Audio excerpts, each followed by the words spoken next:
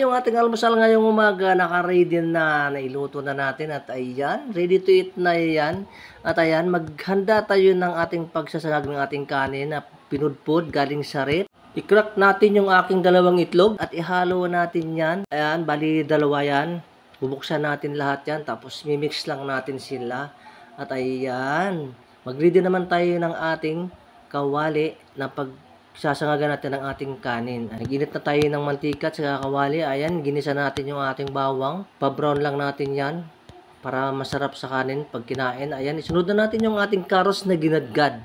Ayan, kailangan natin lutuin yan para hindi sa matigas pag kinain natin. Malambot siya, kailangan malambot yan. Ayan, haluin lang natin ng maigi hanggang sa maluto siya. At maglalagay naman tayo dyan ng seasoning natin. Ayan. O, haluin lang natin uli yan para maghalo-halo na yung kanyang mga lasa. Ayan. Sige, halo lang muna. Halo-halo lang natin yan. Ayan, halo na natin yung ating kanin na may halong itlog kanina. Ayan. At atin naman din yung gigisahin hanggang sa medyo lumutong-lutong ng kaunti. Huwag naman nating susunugin at baka maya hindi na makain kung tutong na. So, ayan.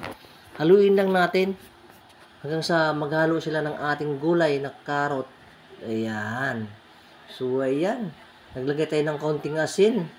Tansyahin nyo lang na hindi umalat. Yung kasarapan lang ba. So, ayan. Haluin din natin para maghalo-halo ang asin natin. Kung maalat na gabaga siya. Ayan. At ayan, luto na. Ayan, lilipat na natin sa ating serving bowl. At itabi lang muna natin yan at maghanda tayo ng ating kawali na pagpiprituhan natin ang ating egg. Ayan.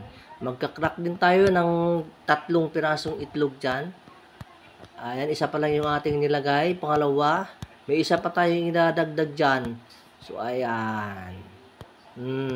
I-steam lang natin siya para medyo pumuti yung kanyang basa na puting itlog.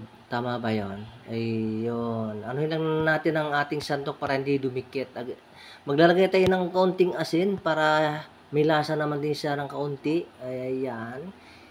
Titibagin lang natin. Nag-i-steam natin ng sandaling para maluto yung ating itlog. At ayan. Magtambay lang tayo ng kaunti. Naglagay tayo ng green onions. Ayan. At kaunting paminta. At ayan. Nilipat natin sa ating pinggan. Magprito naman tayo ng ating tuyo. Ayan. Mabilis lang siyang maluto. Minadjik ko lang siya. At ayan. Ialisin na natin sa ating kawali. Ayan.